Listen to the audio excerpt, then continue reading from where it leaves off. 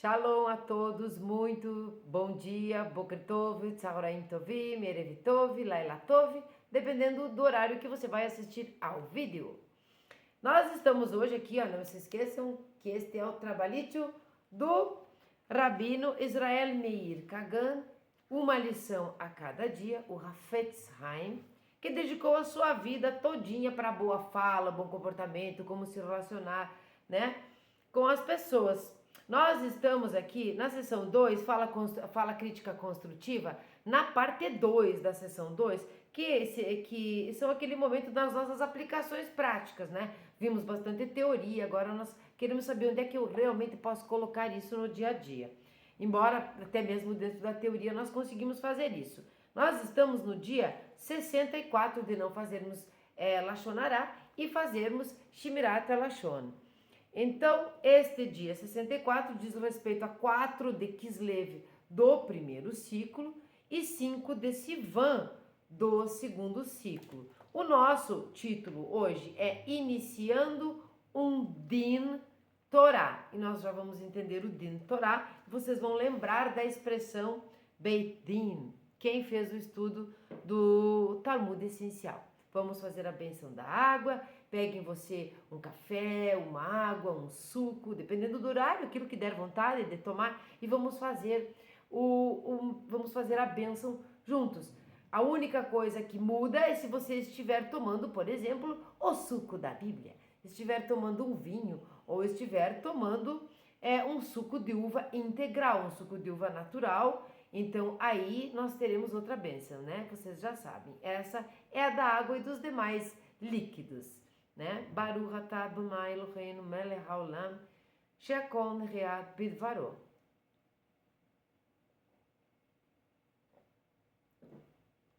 Vamos lá então, iniciando um Din Torá. Vou tirar novamente o óculos. Eu tive a pedido de vocês uma reclamaçãozinha sobre quando eu fico muito pouco, com o óculos, porque eu não enxergo.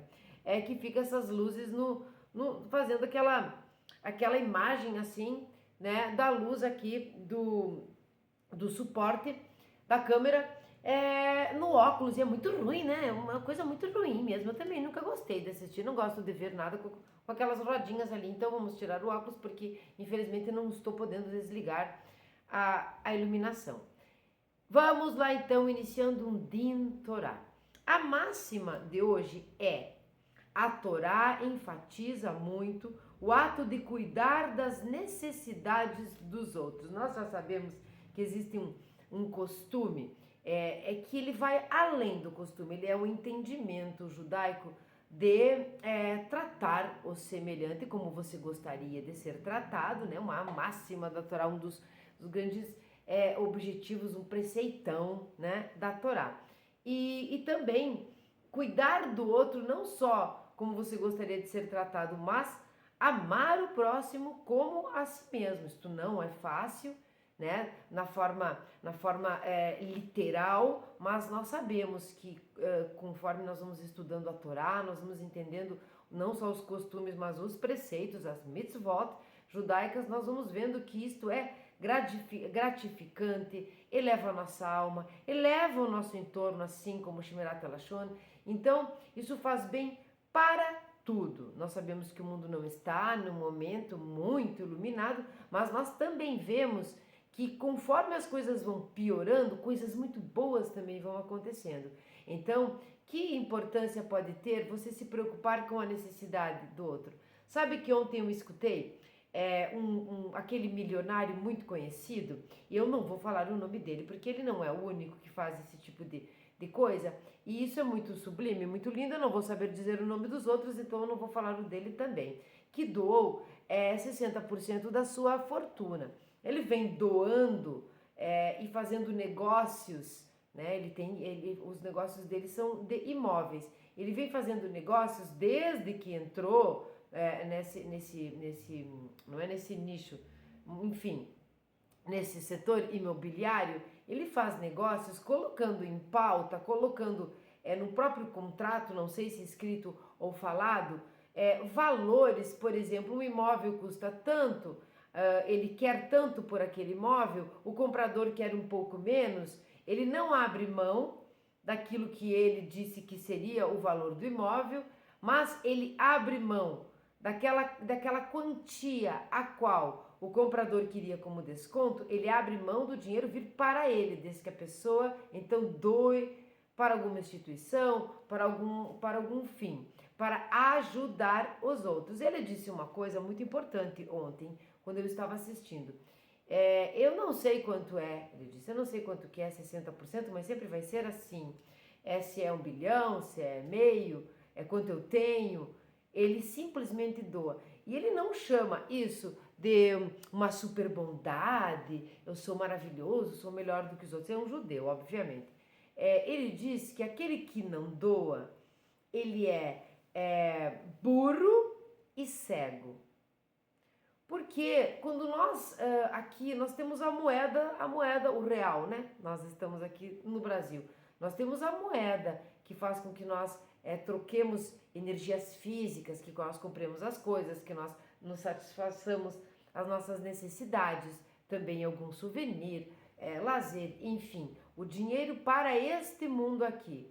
Mas existe uma moeda, né? Uma moeda que ela é uma moeda particular, uma moeda interior, uma moeda esotérica, uma moeda celestial. Então, esta moeda não é, por certo, a física, nós precisamos doar, porque quanto mais nós doarmos, mais Hashem vai perceber que nós ajudamos as pessoas. Então, ele vai nos dar mais bênçãos materiais para que nós possamos continuar ajudando o próximo e doando. E este sim é um ciclo, este sim é inteligente e de pessoas despertas que enxergam. Então ele disse que quem não doa é burro e cego. E eu concordo muito com ele, embora a gente acabe de ofender novamente o burro, mas as palavras foram dele.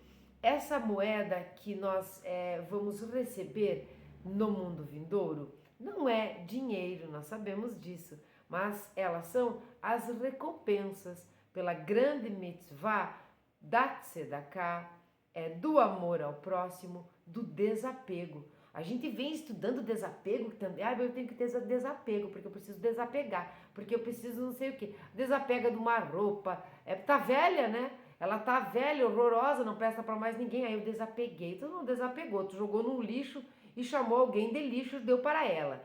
Nós estamos falando aqui de dinheiro, não é? Então, ele diz assim, eu não sou médico, então eu não posso levar a saúde para as pessoas. Eu não sou advogado, não sou polícia, então eu não posso proteger a vida das pessoas. Mas eu sei fazer dinheiro, então é isso que eu posso dar para as pessoas. Então vem aquela frase, tanto a gente fala e repete também no nosso dia a dia, cada um dá o que tem.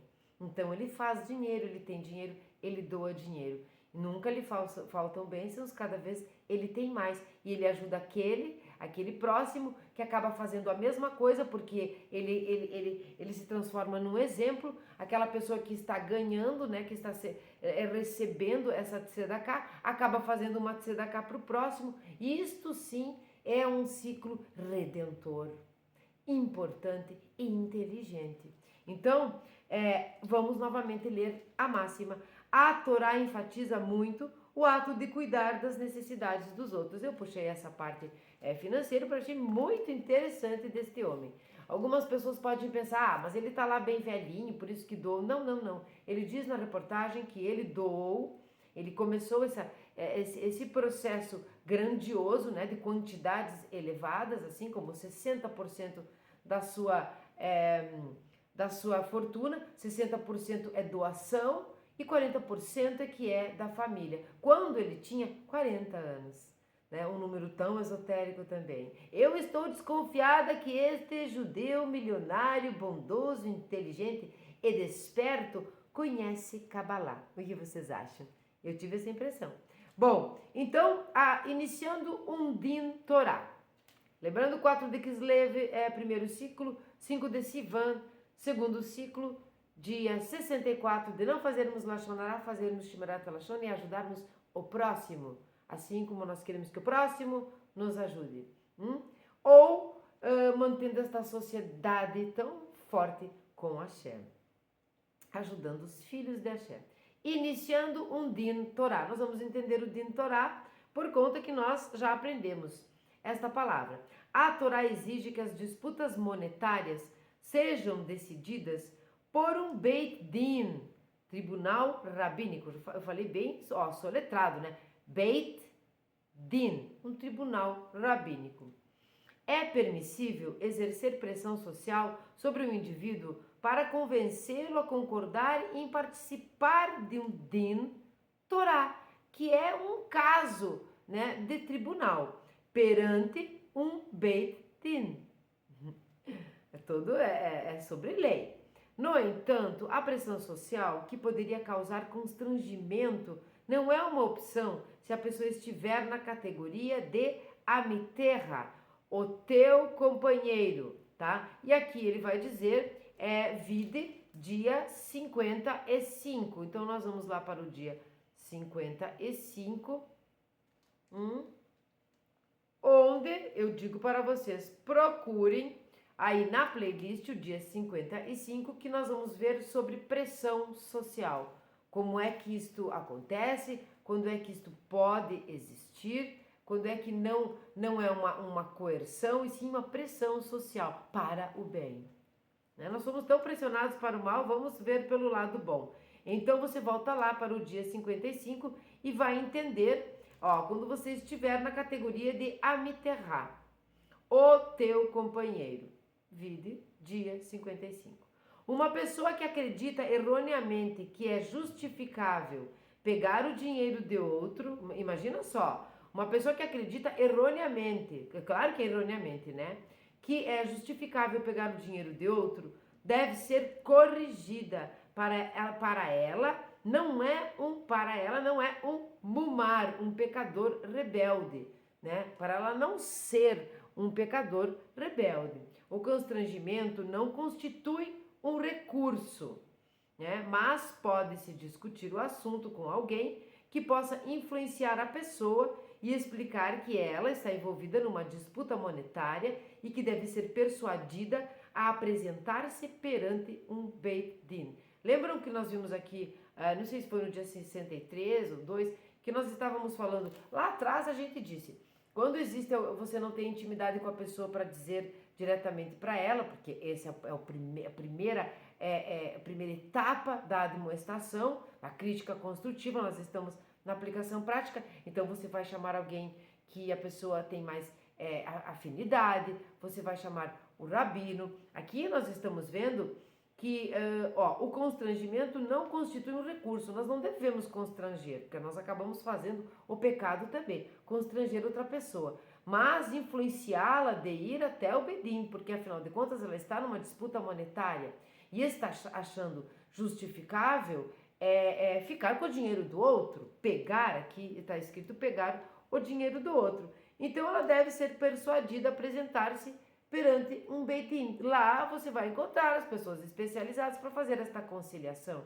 Né? Vamos dizer, na nossa vida Bnei Noach, eu já falei nesse assunto, nós temos a lei civil, a lei penal, nós temos do país, mas nós temos lá a nossa comunidade, que tem, por certo, um líder, seja ela uma comunidade presencial ou não, sempre temos um líder, né? Aquele que desenvolve o papel de liderar, de frentear, né, os demais, né, colocar ordem ali e tal, administrativa e tudo mais. Esta é a pessoa adequada para que nós, Bnei Noach, falemos, para que nós cheguemos nela e tentemos persuadir aquele que está ali nessa contenda, para que isso não se transforme numa cobrança judicial do próprio país. Então nós podemos fazer isso mesmo nós não sendo um tribunal rabínico, enfim, né, um Beit Din, mas nós estamos ali na comunidade tentando acertar os ponteiros de uma forma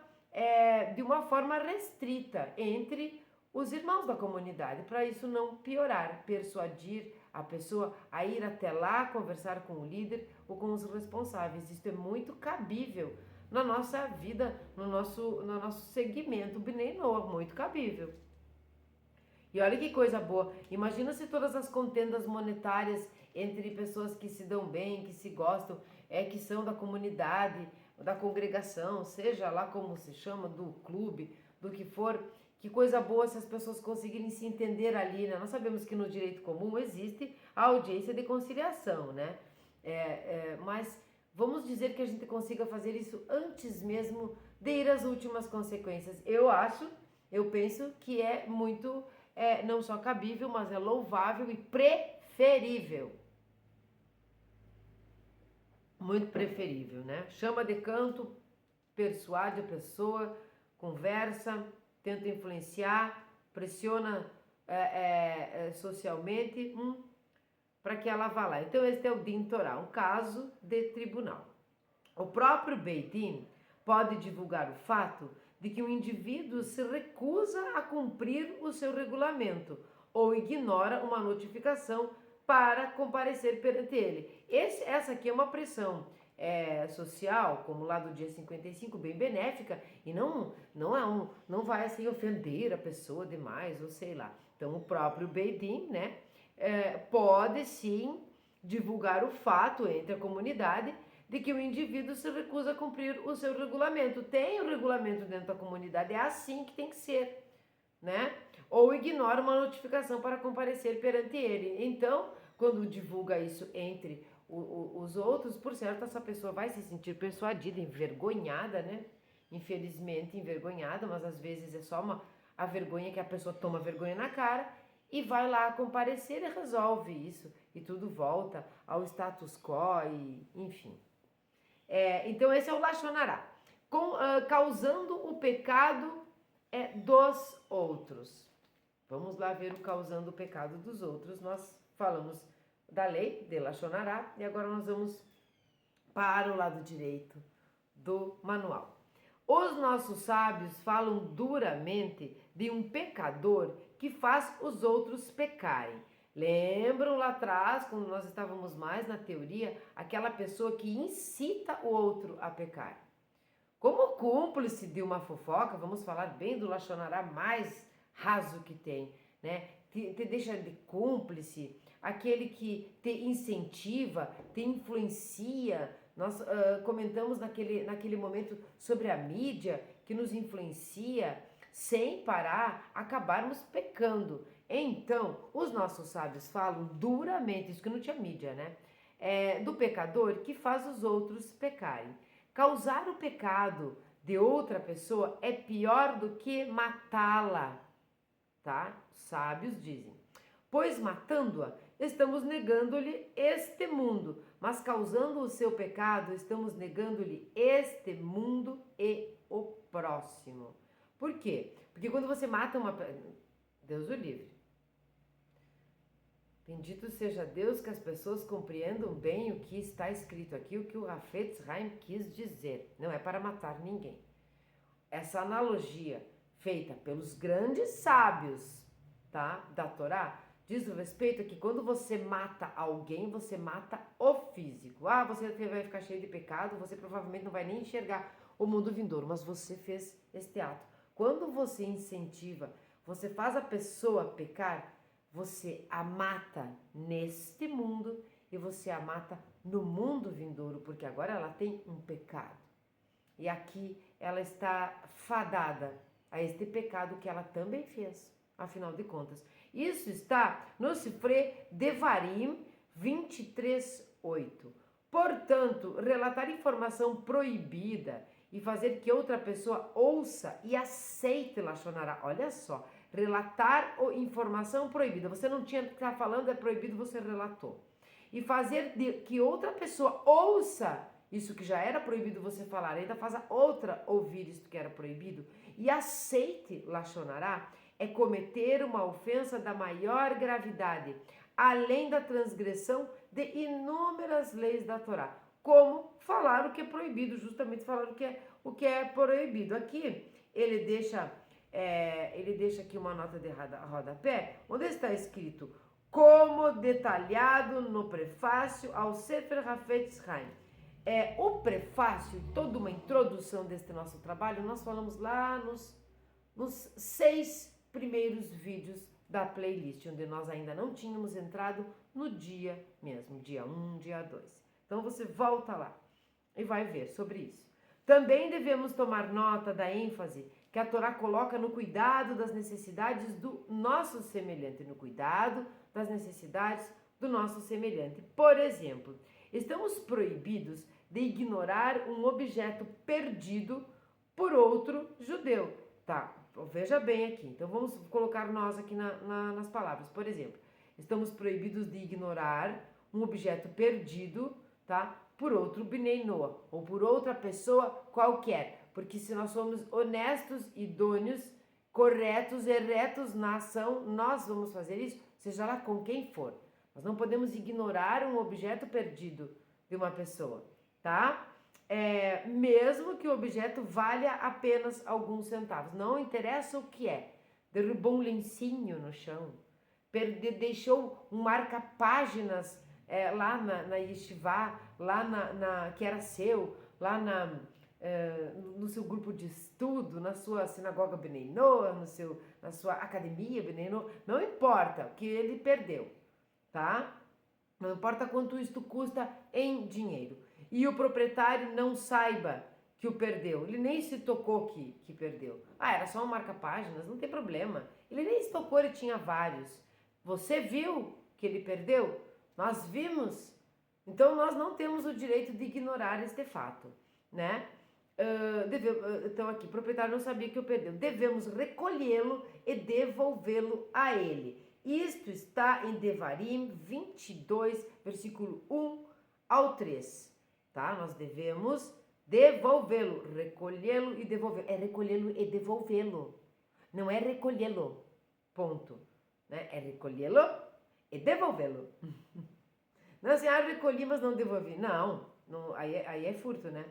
Ora, se a Torá nos ordena preocupar-nos tanto pelas posses materiais de nossos semelhantes, que tem valor somente neste mundo temporal, lembram do dinheiro do milionário que eu disse, é só para este mundo, tanto mais devemos nos preocupar pelos assuntos que afetam a sua alma, que vive eternamente. Vamos ajudá-la e não piorar a situação, né? Incentivando que ela peque também e perca essas moedas celestiais. Tudo o que existe no mundo físico é um exemplo, é uma réplica, é um produto desta forma que nós não enxergamos, né? De um mundo superior. Então, tudo que existe aqui é um exemplo do que existe lá. Vamos dizer assim, a grosso modo. Então, nós temos um dinheiro aqui, nós temos um dinheiro lá. De outra maneira, nós temos nossas coisas materiais aqui, nós temos nossas coisas materiais não materiais lá. Nós temos a nossa conduta aqui, ela deve ser uma réplica da conduta que nós devemos ter lá no mundo vindouro, no mundo, até mesmo no mundo das almas. Bom, temporal. Tudo mais devemos nos preocupar pelos assuntos que afetam a sua alma, que vive eternamente. Não nos atrevamos a prejudicá-lo espiritualmente, causando o seu pecado. Este foi o dia 64 de não fazermos Lashon Hara e fazermos Shmirat HaLashon. Foi um vídeo curto, mas muito interessante. É sempre muito interessante. É sempre aparentemente conhecido de nós, aparentemente sabido de nós, aparentemente inútil às vezes.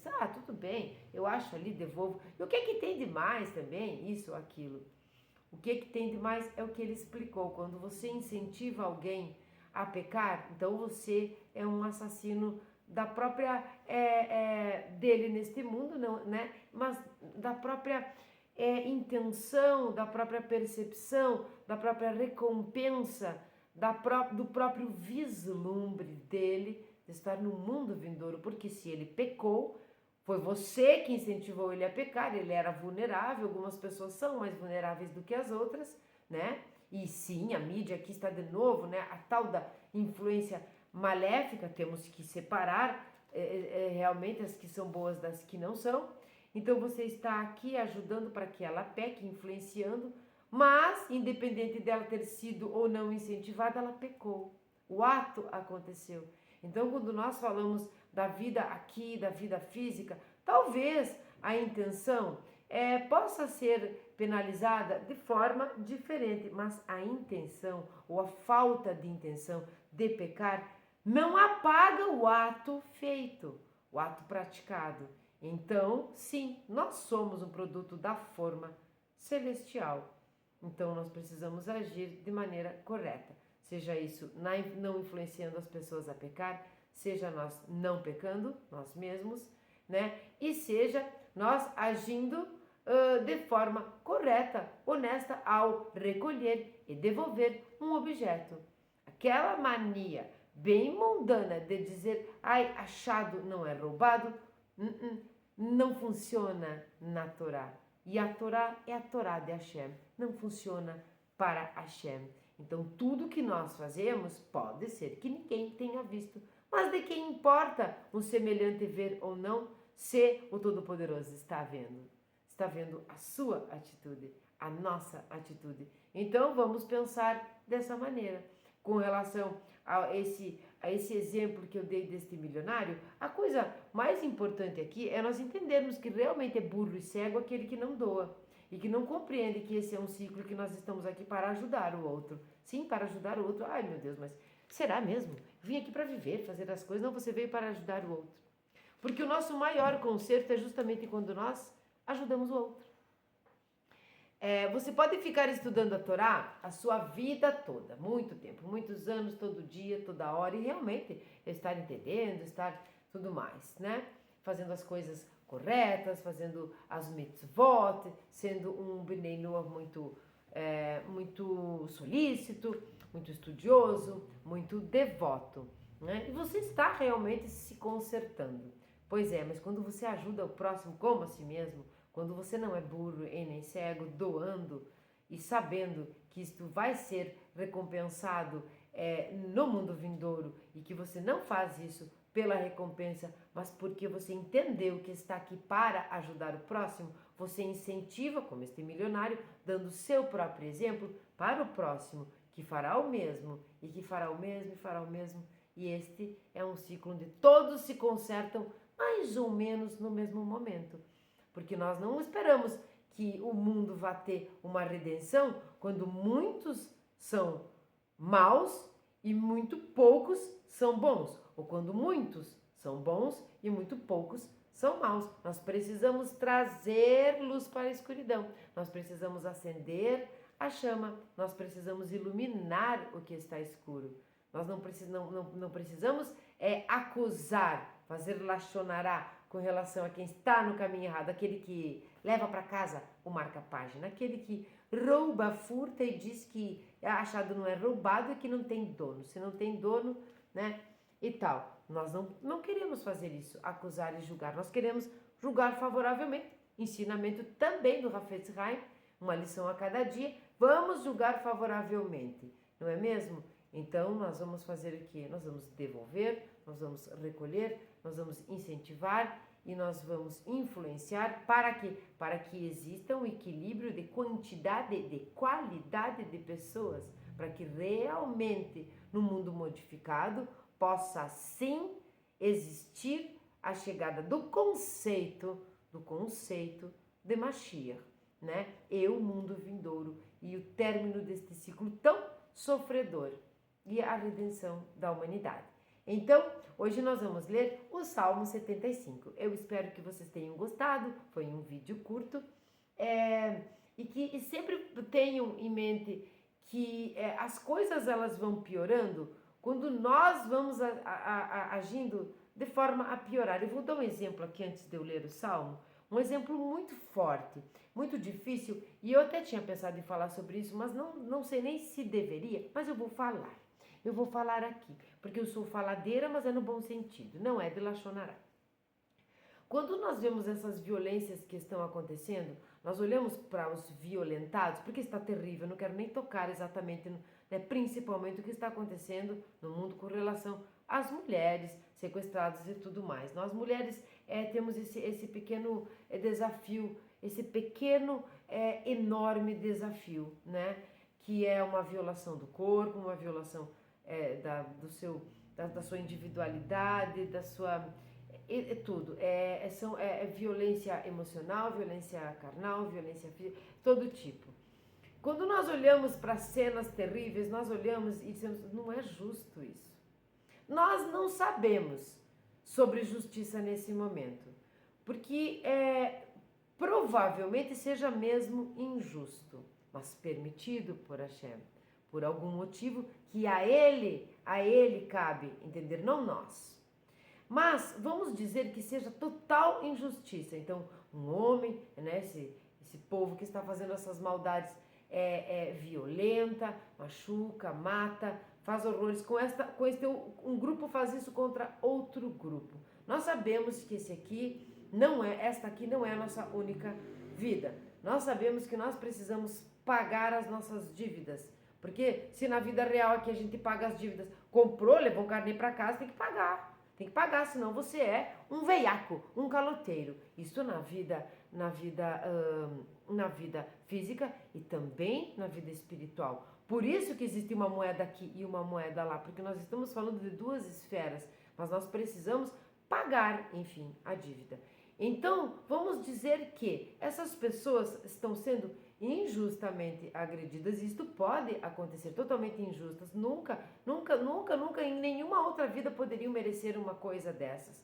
Pois é, mas aí então elas não mereciam, elas não merecem, e isto é injusto. Deus saberá o que fazer por elas. Deus saberá que tipo de redenção maravilhosa. Deus saberá o futuro, uma próxima vinda, ou quem sabe a expurgação, o nome? Enfim, que essas pessoas fizeram. É como se elas tivessem pago todos os boletos de todas as vidas, todas as dívidas que poderiam ter existido e se livram disso. Mas esse que tomou atitude violenta, esses grupos que tomaram atitude violenta, vão precisar sanar esta dívida. Então, numa outra oportunidade, a gente vê que passam 1000 anos e as coisas voltam a acontecer, as agressões novamente, parece que nunca terminaram, fica tudo muito louco e muito agressivo e violento e bandidagem para todo que é lado, né? Sabendo o que nós estamos falando aqui. Essas pessoas estão 1000 anos atrás, 2000, 3000, elas voltam. Em que condições será que elas voltam? Talvez por conta de toda essa violência, essa maldade, perversidade que elas tiveram. Talvez elas voltem para pagar essas dívidas no lugar das violentadas. Ou sem membros, ou todo errado, ou maluco, enfim, com problemas, mas pode sim ser na mesma moeda. Nós aprendemos, né? Me dá, que nega, me dá. Né? Medida por medida. Como é que Deus vai equilibrar as coisas? Então, como é que nós vamos cessar essas guerras, essa violência que existe, se aqueles que estão violentando vão precisar pagar isso? Então vão ter que ser a vítima no próximo momento para poder pagar essa dívida. Mas para serem vítimas, eles vão ter que ter outro opressor, outro que violente. Então, aí ele sana a dívida. Aí aquele que violentou este que já estava pagando uma dívida anterior, ele também está produzindo mais e mais e mais e mais méritos negativos. Então, quando nós falamos nesse sentido, fica complicado que não seja você o que violenta, que não sejamos nós os perversos, para que esse ciclo termine. Então, quanto mais pessoas nós conseguirmos influenciar pelas coisas certas, corretas e boas, que também voltam, não é, em formato de bênçãos, quanto mais pessoas forem assim, menos pessoas vão ser aquelas que vão ser, eu vou ser o que violenta, eu vou ser o bandido. Então ele vai ser a vítima. É aquele ciclo que eu disse. As coisas que acontecem para o bem, acontecem para o mal. A esfera positiva e a esfera negativa são dois polos de um mesmo lugar. São separados, né, pela ótica, pelo movimento do que acontece no positivo e no negativo, mas elas estão no mesmo lugar. Tudo que existe aqui vem da mesma fonte. Então, é sim nossa responsabilidade, não de Hashem, que nós modifiquemos isso, porque nós temos livre-arbítrio. Então vamos incentivar, assim como este milionário, e não incentivar a guerra, a violência, sabe como está acontecendo, para que aquele que é vítima hoje venha a ser o bandido de amanhã. Porque talvez ele não compreenda que isto era um expurgo e volte sedento neste mesmo mundo, gente. Né? E ataque aquele que o atacou. Então o ciclo não termina. Quando nós falamos de perdão, e aqui já foi falado num vídeo, quando nós falamos de perdão, não é de maneira nenhuma dar a outra face. Não é isso. Não é a interpretação de face e rosto e nem é de virar as costas. Não é esta a interpretação. É simplesmente perdoar, se manter afastado, se for melhor para você, né? Aquele negócio das pessoas tóxicas. Nós somos o alecrim cheiroso, então nós não nos misturamos. Mas aquelas pessoas tóxicas, como a gente gosta de dizer, você perdoa, você se afasta, mas você perdoa. Então aquela pessoa, vamos dizer que ela também perdoe e se afaste. E a outra perdoe e se afaste e perdoe. Então não existe mais a palavra tão maligna que é a vingança. Não existe a vingança neste mundo, não existe a vingança esotérica e o ciclo começa realmente a se modificar. Nós estamos vendo agora muita violência. É como se o homem tivesse voltado lá para as cavernas ou antes. Então, vamos fazer que nem o milionário. Vamos doar, Deus dá para nós poder dar para os outros. Vamos angariando as recompensas para o mundo vindouro e vamos nos sentir muito felizes em servir Deus, em servir o próximo. Vamos lá então, o Salmo 75, o mestre do canto, o Altaret, um salmo e cântico de Asaf. Nós te exaltamos, ó Eterno, graças a Ti rendemos e sentimos a proximidade de Tua presença, que Teus feitos maravilhosos anunciam. No tempo por mim determinado, proclamei equidade no julgamento. A terra e todos os seus habitantes vacilam e se parecem dissolver, mas eu dou firmeza a seus sustentáculos. Aos soberbos eu disse, não deveis agir com arrogância, e aos ímpios não sejais orgulhosos. Não ostentai altivez perante o Altíssimo, nem falai com soberba, porque não é do Oriente ou do Ocidente, nem do deserto ao sul, ou das montanhas do norte, que vem o êxito. Mas só Deus é que é o juiz, que a este rebaixa e aquele eleva, pois segura o Eterno um cálice com vinho forte e espumante, do qual faz beber até o âmago a todos os iníquos da terra, para sua desgraça. Quanto a mim, anunciarei para sempre seus feitos, e cantarei louvores ao Deus de Jacob. O orgulho dos perversos abaterei, porém exaltada será a honra dos justos. Shalom a todos, tenham todos um ótimo dia. Comente embaixo se está funcionando para você, se está fazendo sentido. E compartilhe com seus amigos e familiares que você gostaria muito de ter uma vida em paz sem Lachon Hará. Até mais. Tchau.